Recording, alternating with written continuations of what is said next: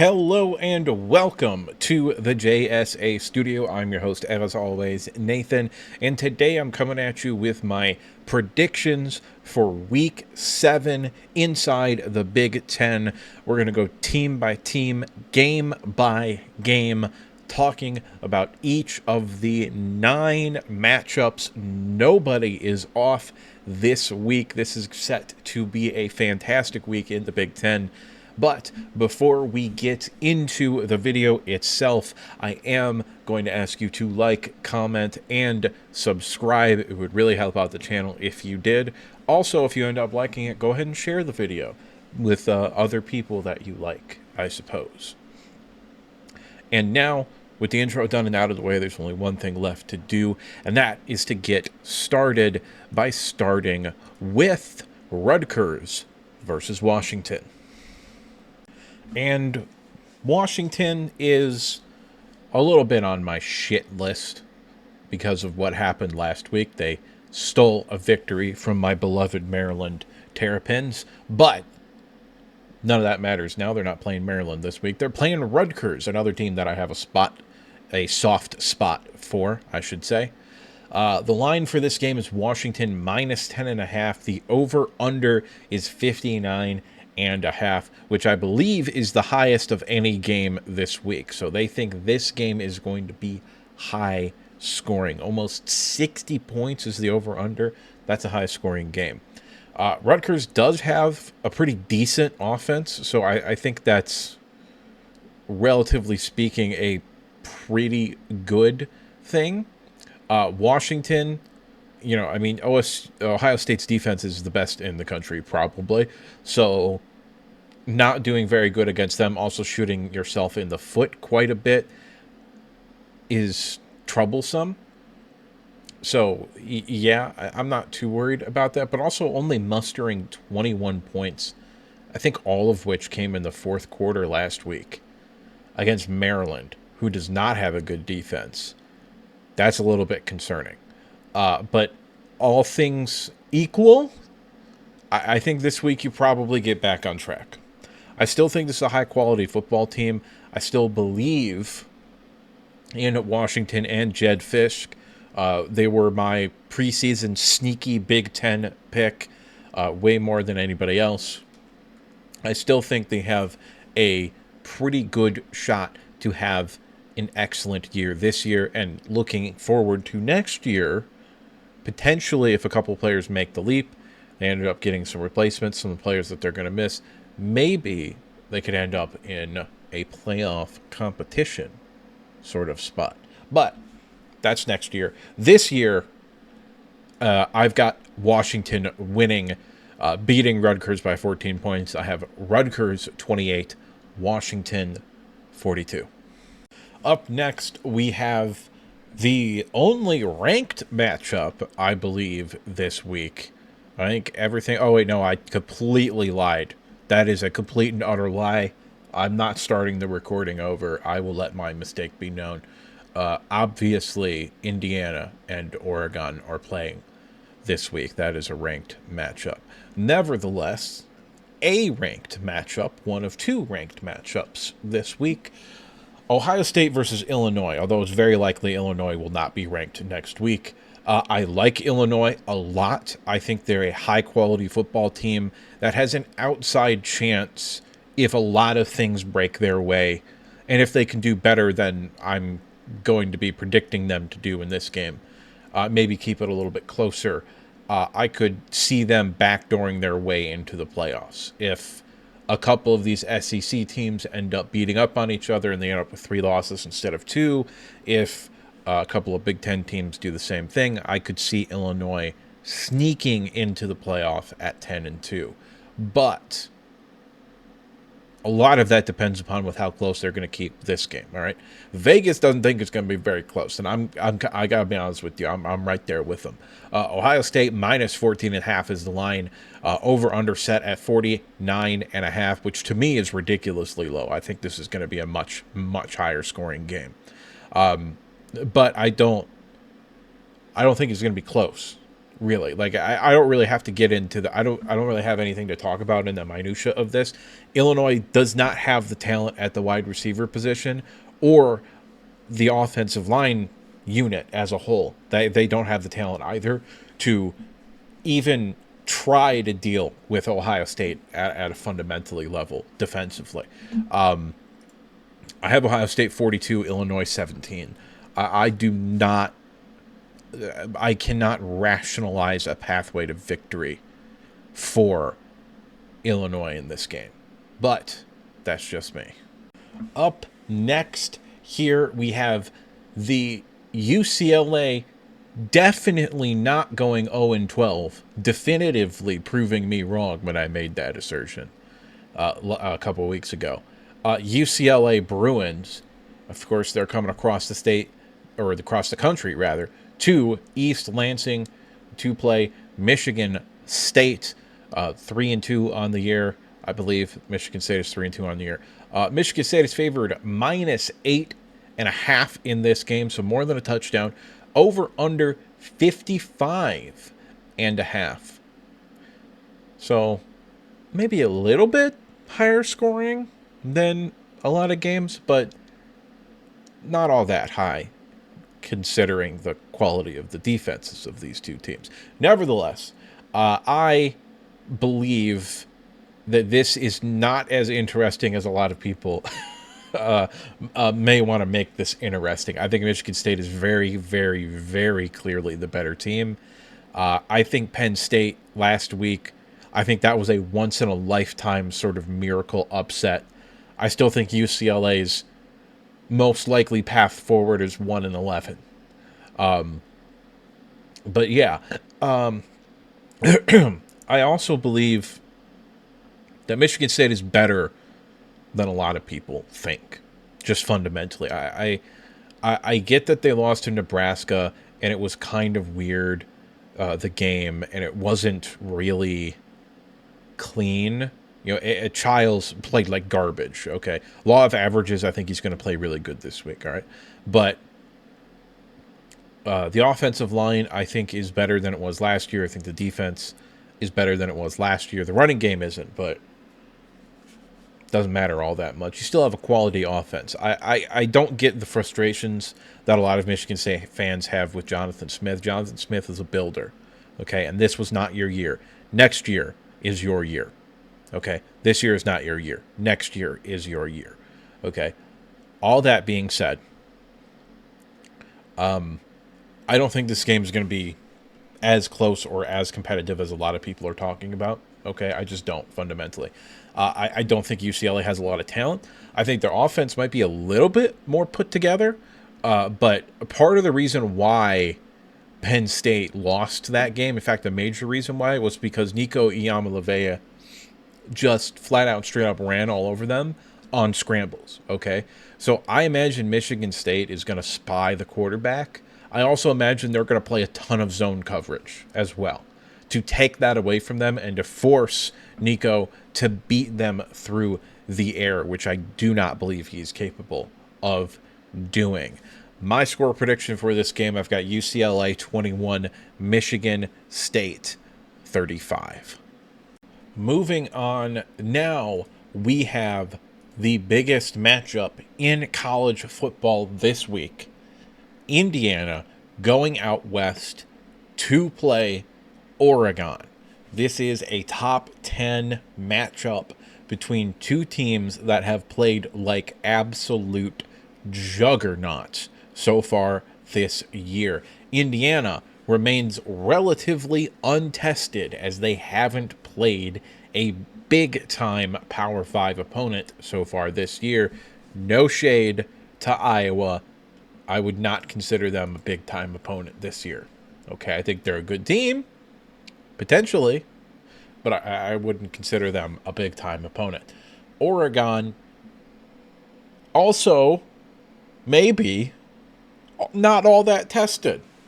I'm just going to throw that out there. Maybe Penn State's not as good. I know it's a hot take. Maybe Penn State's not as good as we all thought they might be at the beginning of this year. Maybe that's just me. Okay. What do I know? I'm just some asshole on the internet, as I always say. But maybe Penn State's a little bit overrated. And Indiana had a little bit of a scuffle with Iowa, and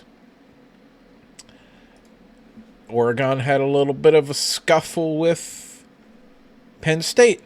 Of course, Indiana also coming off a bye week this week. Oregon also coming off a bye week, actually, now that I'm looking at it. They're both off bye weeks, so they've had 2 weeks to prepare for this game. This has just cinematic masterpiece written all over it, this game, to me, okay? Something I need to touch on before I get into the minutia here a little bit. Indiana is not the same team that they were last year, okay? Indiana last year was a good team that played one good team and got their ass beat, which was Oregon. Indiana this year, in my opinion, is a great team that's got a couple of more tests this year. Although maybe they don't actually have a couple more tests now that I'm looking at their schedule. But, of course, none of that matters, really. This game is all that matters for Indiana. If Indiana wins this game, people are going to lose their goddamn minds. All right? Seriously.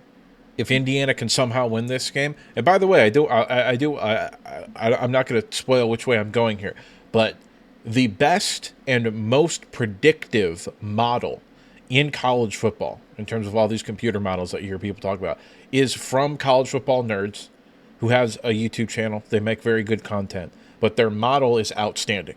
Okay, that's by far the best model on the market. And they have Indiana winning by 10 points. They have Indiana as 9.5 points better than Oregon.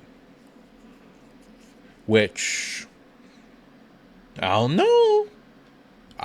I kind of get it. Oregon defensively is not all that impressive. They're really not. Oregon defensively, 47th in rushing yards allowed. I don't know about that one, Chief. I don't know about that one, dog. Especially because a lot of that is being carried by their number two, their total defense ranking, which is 4th in the country, is being carried by their number 2 pass defense, which is 104 yards per game. Well, motherfucker, you played Montana State, Oklahoma State, Northwestern, and Oregon State. They can't throw the forward pass.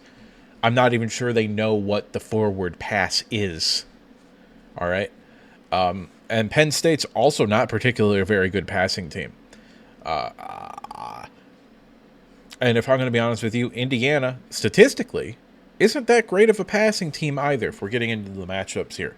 So Oregon has, on paper, an elite passing defense.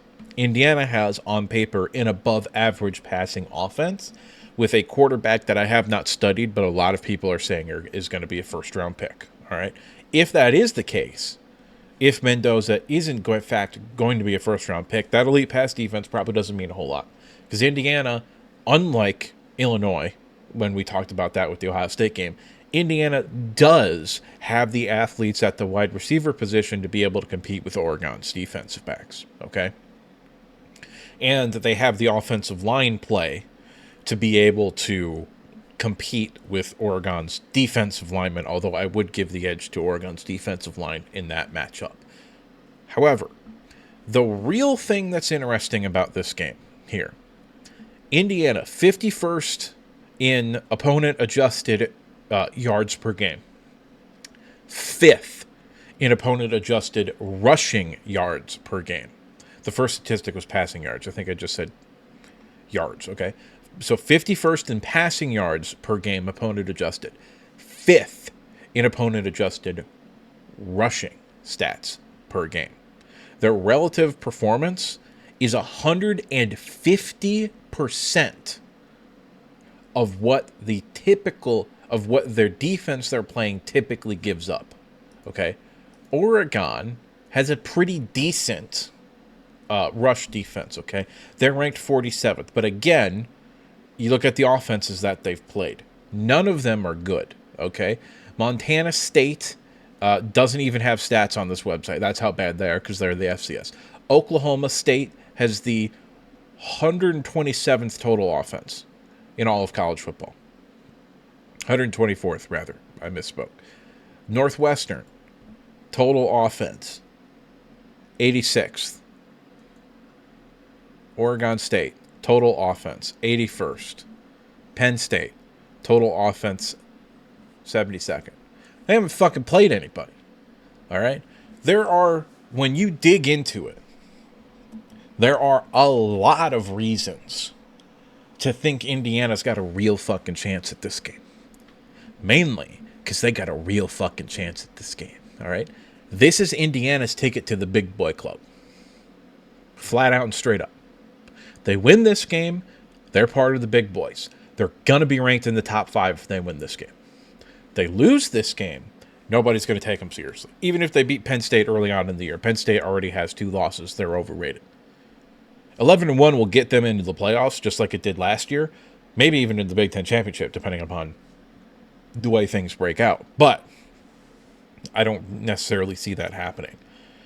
All things considered, this game means a lot for Indiana as a program. They're going to be motivated to go for this game. And as I've kind of discussed with this, matchups here, defensively, Oregon might be a little bit overrated. And offensively, even though they're very efficient, again, you look at the teams they're playing and have played so far, I don't know, all right? And listen, if we're going through these schedules, Indiana is way more tested than Oregon. Old Dominion's a quality football team, okay? That is borderline elite with the rushing offense. They have the number 6 opponent-adjusted rushing offense in all of college football, okay? Illinois, again, good offense, all right? 61st in the country, but more importantly, 27th opponent-adjusted again in passing offense. So that's crazy, okay? Iowa, again, not necessarily that good offensively, but defensively, very, very good, okay? 13th in the country in total defense, rather.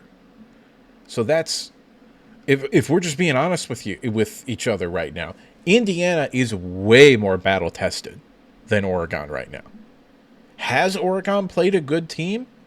I don't know. I don't know if Penn State's a good team. Really, genuinely, I don't. They lost to UCLA. And Oregon needed overtime to beat them. Indiana, on the meanwhile, Old Dominion, quality team. Illinois, quality team. Iowa, quality team. They beat all of them. Okay? They beat all of them. So there are a lot of reasons to side with Indiana in this game, especially when you look at the matchups here, all right? When you look up the matchups, Indiana has the number 5 opponent-adjusted rushing offense per game. Oregon has the number 47 opponent-adjusted rush defense per game, okay? So if we take that at face value, and they do, in fact, have a top 50 rush defense, that's a good, an above-average, borderline good rush defense, okay? There are 130-some-odd teams. This would be like in the high 50s, low 60th percentile, okay? Never mind the fact that they haven't played anybody that can run the football. If that number is true, Indiana should still be able to rush for damn near 250 yards. Which, if they do, holy shit, they've got a real chance. A real chance, okay? Now, I've kind of been all over Indiana's side of this story so far, so let's pivot here to Oregon's side here, okay? Number 1. I mentioned all that stuff about opponent-adjusted metrics. And yeah, you probably haven't played anybody. But what if Penn State runs the table and they end up 10-2? Or 9-3? Is that a quality football team? The answer is probably yeah. Probably better than anybody Indiana has played this year. If you want to squabble about with Illinois, you could squabble about that with Illinois. But Illinois definitely is less of a well-rounded team than Penn State. All right. And when we look at the defenses that Indiana has played, Old Dominion, 31st in total defensive yards, but they're a group of 5 team. Kennesaw State, total defense, 101st. Indiana State, no stats. They're FCS. Illinois, total defense, 107th. And then Iowa, total defense, we already kind of touched about that, 13th, okay? So statistically, they've played 2 really good defenses, all right? And they've put up a ton of points, all right? But have they really? Is Iowa's defense the same that it has been the past few years? No, it's not. And Old Dominion's a group of 5 team. You can't take 31st at value. If they were in the Power 5, they probably wouldn't be 31st total defense. Okay? So, more so even than that as well, if we look at Oregon's schedule here, you stopped playing football after the first quarter against Montana State. You stopped playing football in the second half against Oklahoma. Northwestern stood no chance. Oregon State stood no chance. And Penn State, you were in a fight. That was a dog fight. And they won. They made the plays to win the game. So who am I going with? Am I going with Oregon, who I don't believe I've actually sat here and said the totals? I think I forgot. Okay, what's been on the screen this whole time? Oregon minus 7.5, over under 55.5. Do I think Oregon is going to cover? Flat out and straight up, no. Do I think Oregon is going to win? Okay. Yes. I do believe Oregon is going to win. I've got Indiana 24, Oregon 27. My main reason for this is because I believe that Oregon's defense is what the statistics say they are. I think this is a borderline elite defense. And if you could slow Indiana down a little bit, if you can force them to pass the ball, I got to be honest with you, I haven't really seen Mendoza a whole lot. I do not buy into the first round hype for him. I do buy into the first round, maybe first overall hype for Dante Moore. Okay, when it comes down to it, I'm taking the team with the better quarterback 9 times out of 10, and I'm fairly confident that Oregon has the better quarterback. I'm fairly confident that they have the better talent. And on top of all of that, I'm fairly confident that they have the better coaching staff as well, even though Indiana is no slouch in any of those categories. I just think Oregon is maybe 3 to 5% better in every single one of those categories. And in a game like this, home field advantage does matter. I got to go with Oregon in this game, even though Indiana could absolutely win, and I would love nothing more than Indiana to win and enter the big boys club. But I think they're going to have to wait for the playoffs, at least, because they're probably going to end up going 11-1. Nevertheless, Oregon 27, Indiana 24. Well, after that doozy of a matchup in a 13-minute segment, now I got to talk about this game.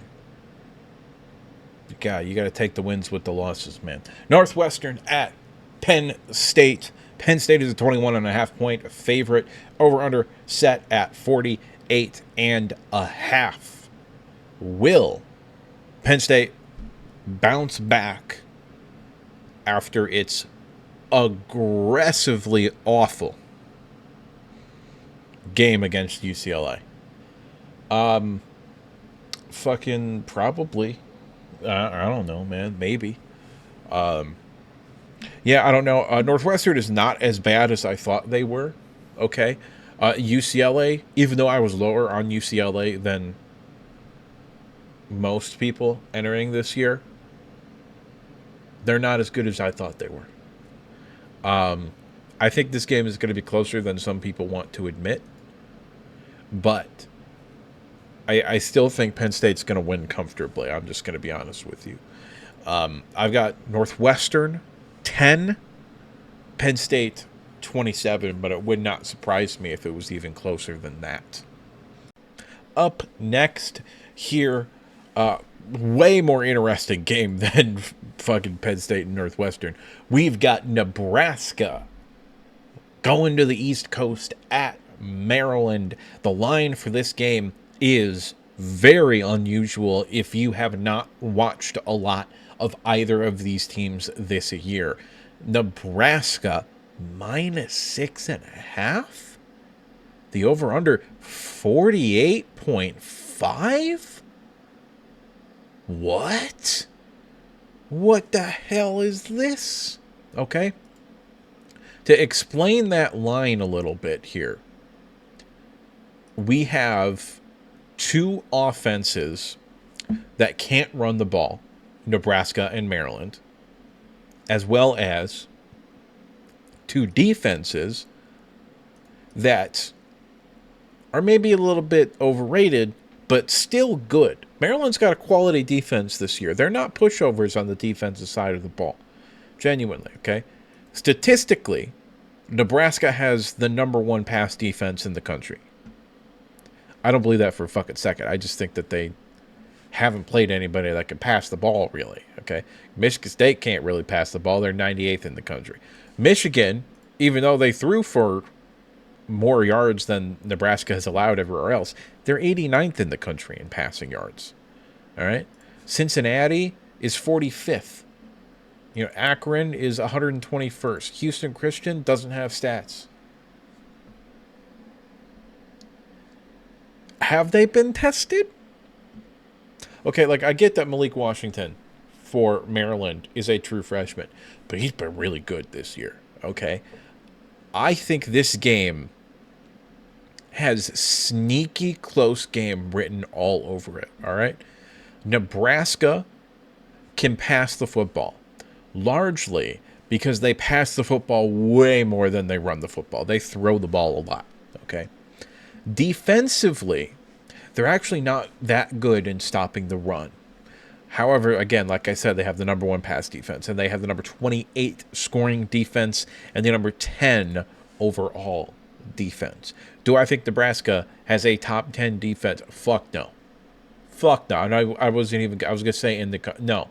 They don't have a top 10 defense in the Big Ten, probably. I don't think their defense is that good. I just think they haven't fucking played anybody that can pass the ball. Genuine. Maryland can pass the ball. Maryland can pass the ball a little bit. They're 44th in the country relative performance. They average 250 yards a game. I'm just saying. Julian saying, I'm just saying. Anyway. Nebraska, I think that line, rather, I changed my mind. I don't want to talk about that yet. I think that line is an indicator of these two teams kind of play into each other's strengths and weaknesses almost at the same time, okay? Nebraska can't run the ball. Maryland's not a very good run defense, okay? Maryland, better passing than they are rushing. Nebraska can't stop the run, but they're great at stopping the pass. Now, if Maryland can establish the run, they're going to be able to pass the ball. That's the way that it works.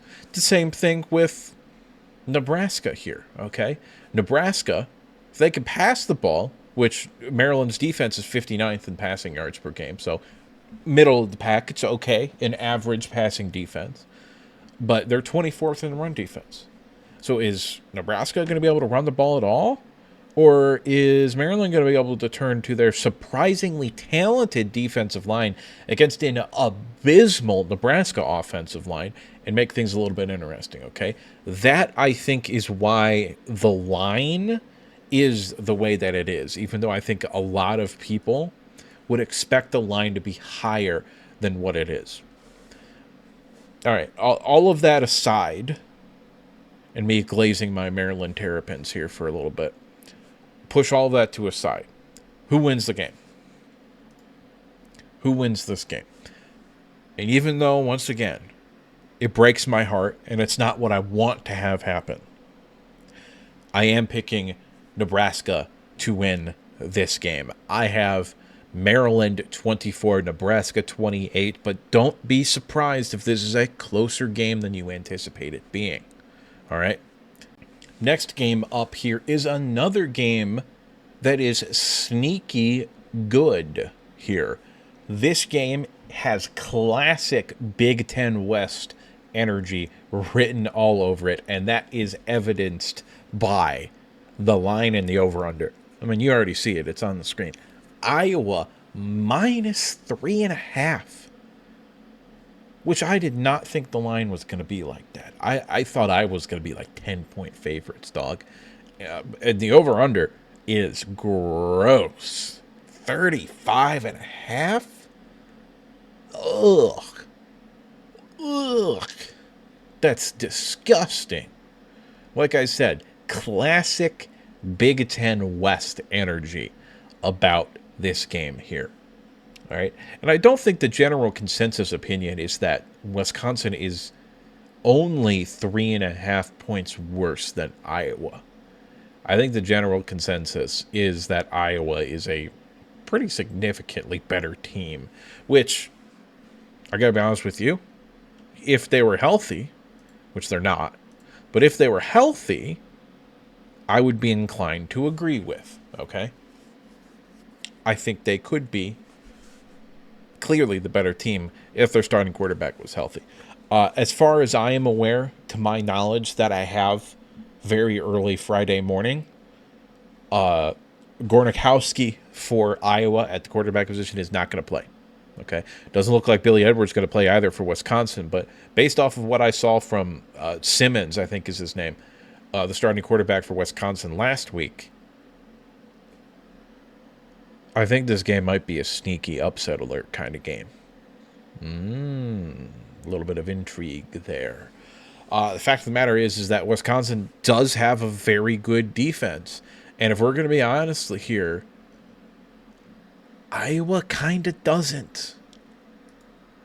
Iowa's 42nd in passing defense relative to opponents. They're 15th in rushing defense, but Wisconsin can't run the ball. Wisconsin's actually better passing the ball than they are running the ball, even though they're the 116th best offense in college football. Not ideal. If you're a Wisconsin fan, that is. Not ideal. But this genuinely, this game has upset written all over it to me. Hurt quarterback for Iowa, on the road, defensive struggle. Potentially better quarterback play for Wisconsin than what they had the first couple weeks without Billy Edwards. Yeah, I'm going to pull the trigger. I got Wisconsin winning. I got Iowa 14, Wisconsin 17. I don't even have them hitting the over. As disgusting as that sounds, I don't even have them hitting the over. I think Wisconsin gets the upset. Finally, my last matchup before we get to the one that you're all waiting for. Purdue at Minnesota. I don't know what a large sota is, but maybe we'll figure it out one day. Nevertheless, the line for this game is Minnesota minus 7.5. The over-under is 51.5. I'm not going to spend a whole lot on this game because I am running out of time to record this. And I got a lot of shit to say about Michigan versus USC. Fact of the matter is that I think the wrong team is favored in this game. Genuinely. I think the line should be 14 points in the other direction. I think Purdue should be favored by 7 in this game. Largely because when you look at what Purdue is bad at defensively, okay? They have a middle-of-the-pack run defense and a bad pass defense. They give up a lot of points, okay? Minnesota offensively, pretty solid pass defense, not a very good run defense, all right?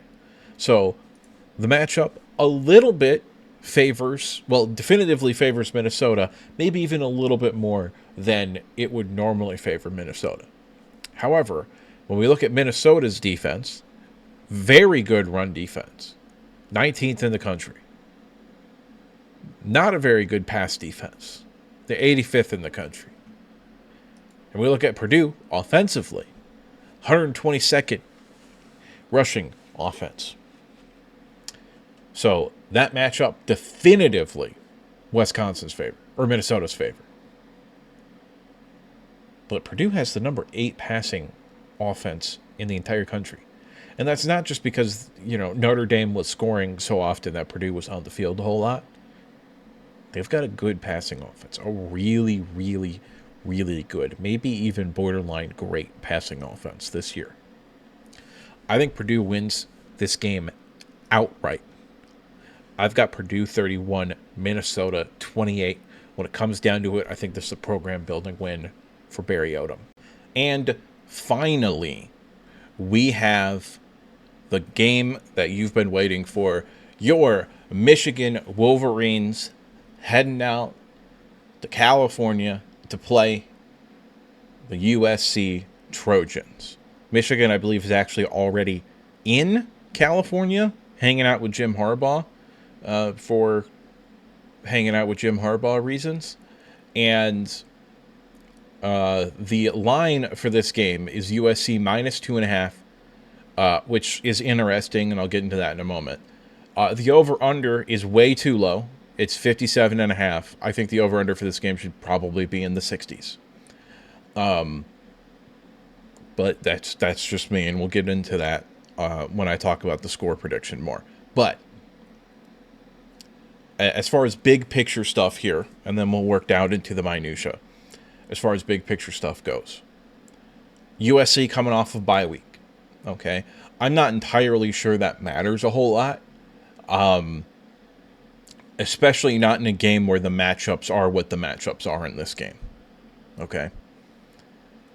I do think bye weeks can help teams, especially if they end up allowing teams to get healthy again. Okay. To my knowledge, USC didn't really have any big massive injury that they were missing out on.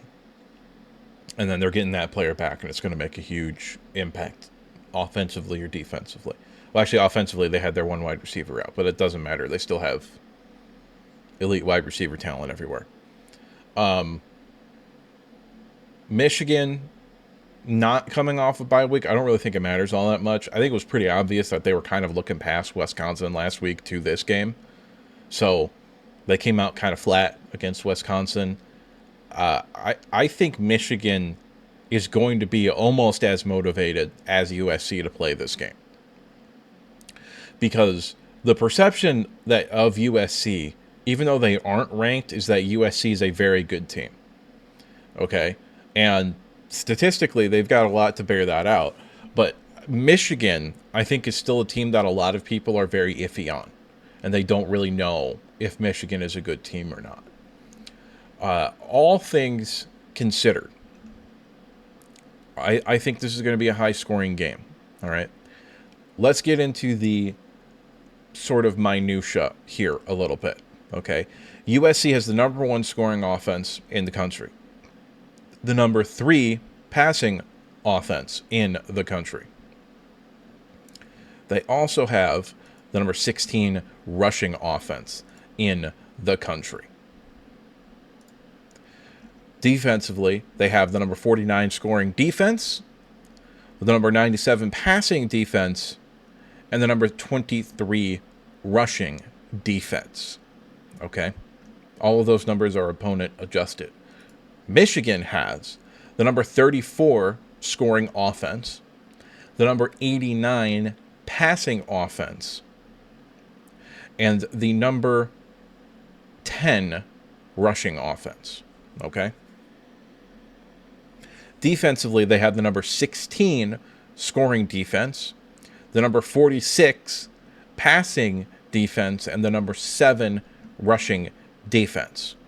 Okay, so Michigan's defense is still very good, probably not elite.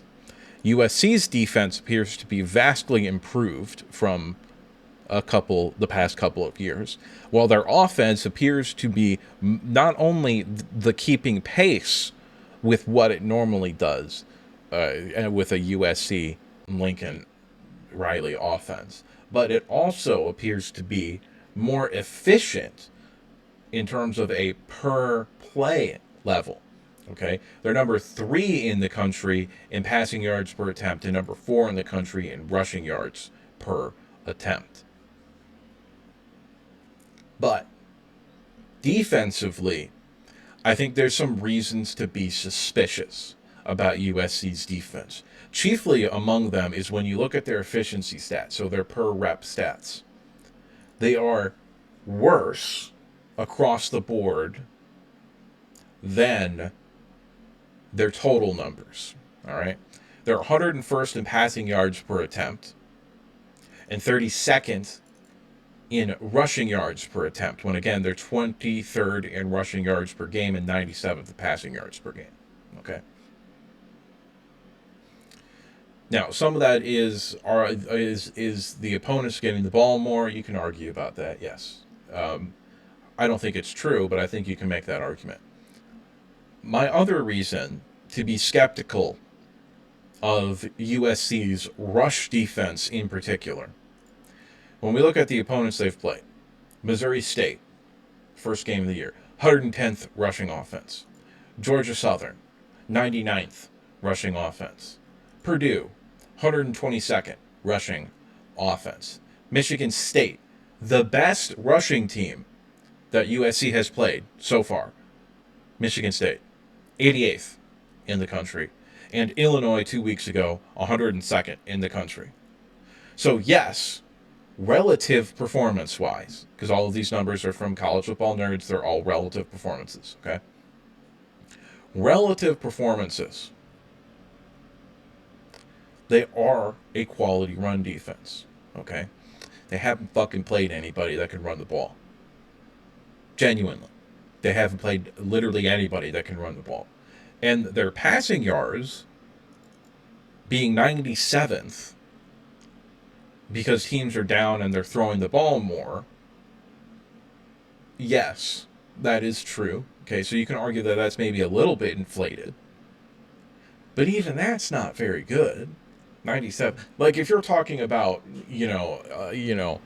Ohio State, and hypothetically, if they have, I think they have the best defense in the country, but hypothetically, if their offense was a lot better, and they ended up just scoring 60 on teams, and then they're throwing in third stringers out there and all of that, well, their efficiency numbers are going to go down, and their total numbers are going to go up. Okay? So, okay, you can make that argument. I don't really think that's what's happening with USC. I think the defense is improved, because it was straight up a liability that couldn't stop anything the past few years. Okay, this year I think there's at least some resistance, and honestly, I wouldn't be surprised if the first drive of the game Michigan has to go 3 and out, or maybe they get a first down and then sputter. Okay, that wouldn't surprise me if USC comes out very, very motivated to play defense, and then Michigan gets stuffed on the first drive. But USC hasn't played anybody offensively. When you look at Illinois, they have the 27th passing offense per game. All right. They shredded USC through the air. And they don't really have anybody at the wide receiver position, okay? Like, they don't really. They're not as good at the wide receiver position as they were last year. Michigan, you can make the argument, they're better than they were last year at the wide receiver position. Now, is this a top half of college football wide receiver core? No, absolutely not. But they do have a quarterback that can do a lot of the things that will make this tough for USC's defense, okay? I am of the belief that this game basically has nothing to do with Michigan and everything to do with USC. I think Michigan's going to come out and they're going to do what they're going to do. I think they're going to score in the high 20s, low 30s, maybe a little bit higher than that. I think they're going to get some explosive runs. I think Bryce Underwood, if he can avoid the big mistake, which he has so far this year, I think he's going to be efficient. He's probably going to pass for right around 200, 250 yards. If Michigan does all of that, I think they're going to win the game, okay? Unless USC's offense is what it shows statistically, which, again, I'm not too sure. Because if you look at scoring and defenses, total defenses, Missouri State, 118th total defense. Georgia Southern, 135th total defense. Purdue, 102nd total defense. Michigan State, actually pretty okay, 56th total defense. Illinois, 107th total defense. The only defense that really gave them any sort of push, to be honest with you, was Michigan State and Illinois a little bit. And I don't think Michigan State and Illinois' defenses are in the same stratosphere as Michigan. Well, I am very hesitant to think USC is going to win this game because they largely are untested offensively. They really have not played anybody with the defensive line that Michigan has, with the talent in the secondary that Michigan has, hypothetically with the defense that Michigan has.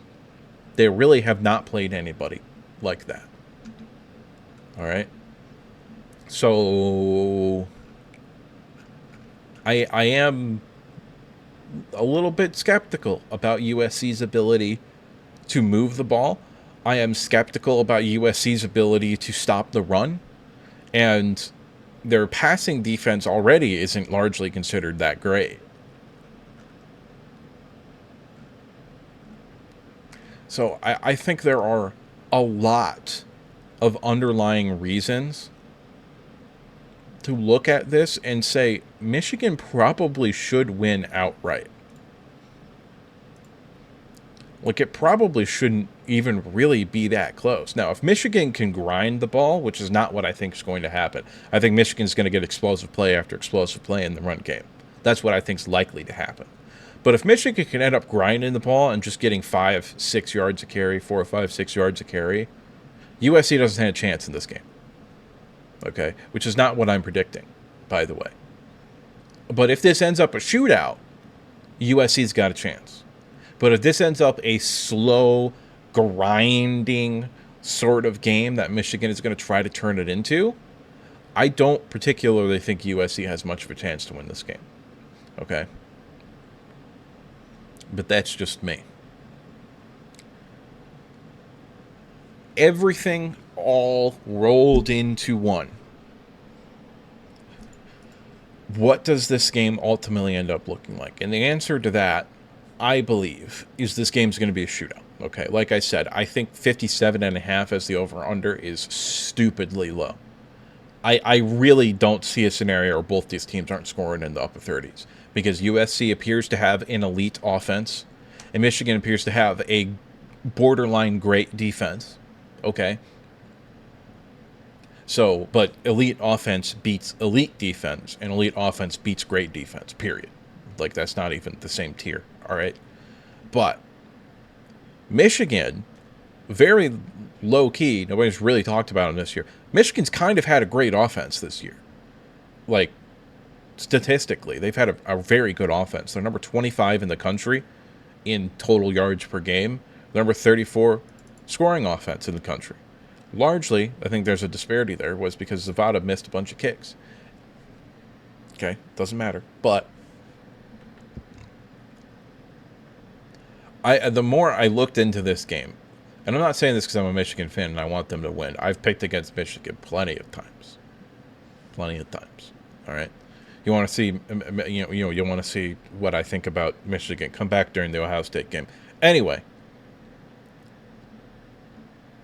the more I look into this game, not only do I think Michigan is going to win. I'll put that on the screen right now. Not only do I think Michigan is going to win, I'm not entirely sure it's even going to be as close as I'm predicting that it is. I think USC is in year 2 of a full tear-it-down rebuild, even though Lincoln Riley's been here longer than that. So this is the year where they take the moderate step. Next year is the year where they take the big step. All right? USC, to me, strikes me as a team for next year, not this year. Michigan, to an extent, strikes me as a team for next year rather than this year. But Michigan's got way, way more pieces to win now than USC does. Defensively, potentially even offensively, okay? I have Michigan 38, USC 31, with USC scoring late to make it look a little bit closer than it is. I genuinely struggle to see a pathway for USC to win this game. I given who they've played and the fact that Michigan has played real opponents, all right, and been tested and been pushed, all right. They played Oklahoma, who's the top 5 team in the country with a healthy John Mateer.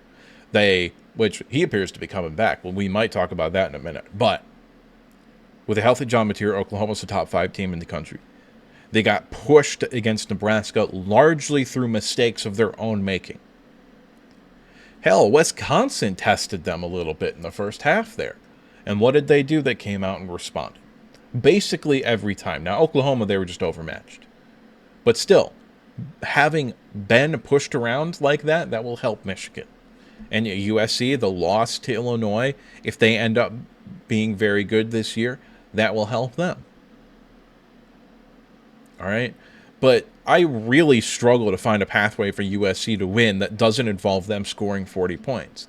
And I don't really see a path for them to score 40 points. I think Michigan's defense is too good. And I don't believe in USC's defense. I think there's a very real possibility that Michigan kind of just does whatever it wants offensively. I mean, I'm predicting 6 scoring drives here, and you only get, 10, 11, 12 in a game usually. So that's 50% chance that they're going to score. That's really high. All right. I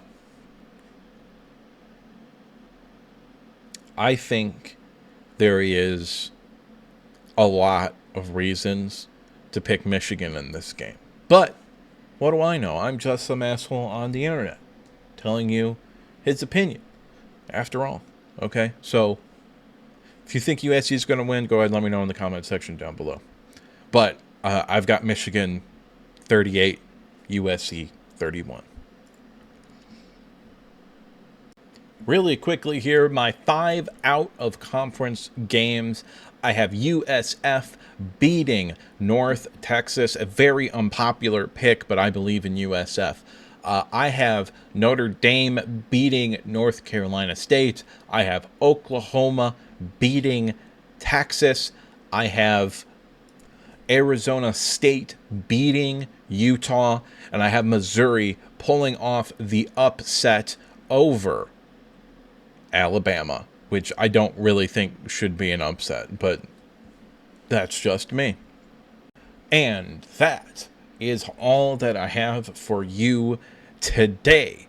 It's at this point I would like to remind you to like the video if you liked it, subscribe if you want to see more content like this, and if you disagree with me at any point, or you just have something to say, go ahead and drop a comment down in the comment section below. And now, with the outro done and out of the way, there's only one thing left to say, and that's that I'll see you next time.